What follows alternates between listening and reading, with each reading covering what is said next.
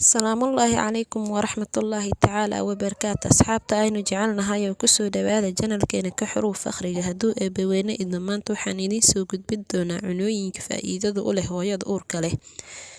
Haddaba cunooyinka faa'iidada u leh hooyada uurka leh waxaa ka mid ah 1 liimo oranjiga 2 toonta 3 ukunta 4 timirta 5 mooska 6 malaayga 7 digirta 8 caanaha 9 biyaha.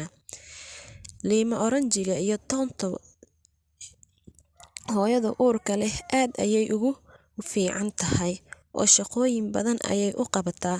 Waxaa ka mid ah jirka ayay ka soo saartaa sunta iyo waxyaabaha khatarta u ah. Ukunta biyaha lagu kariyo hooyada uurka leh aad ayay ugu wanaagsan tahay. Waxaa kaleeto ukunta ku jirta borotiin iyo fitamiin taasoo aad ugu fiican tahay hooyada uurka leh iyo cunugeedaba. Waxayna korisaa oo dhistaa maskaxda cunuga.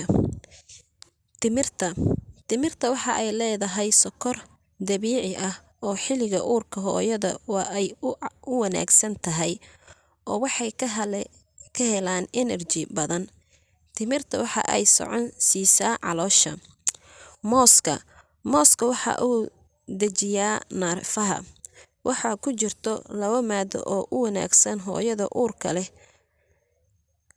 1 folinic acid iyo vitamin B6. Mooska waxa laga helaa energy badan. Kalluunka waxa uu ka mid yahay hilibka cad. Waxa aad ugu fiican yahay hooyada uurka leh. Waxa uu koriyaa maskaxda ilmaha uurku jirta. Digirta waxay aad ugu fiican tahay hooyada uurka leh. Waxa ku jiro borotiin aad u badan. Digirta waxa ay ka mid tahay qudaarta. Digirta waxa ay socodsiisaa caloosha waxayna ka hortagtaa caloosha fadhida. Caanaha hooyada uurka leh aad ayay ugu fiican yihiin iyada iyo cunugeedaba. Caanaha hooyada uurka leh waxay ka heli kartaa iyada iyo uurka ku jirka calcium. Calcium-ta waxa ay dhistaa lafaha cunuga iyo hooyada. Biyaha hooyada uurka leh aad ayay ugu fiican yihiin oo waxay banaanka u soo saaraan wasakhda iyo waxyaabaha halista ah ee ku jira jirka. Waxay kaleeto nadiifisaa kilyaha, beerka iyo wixii la mid ah.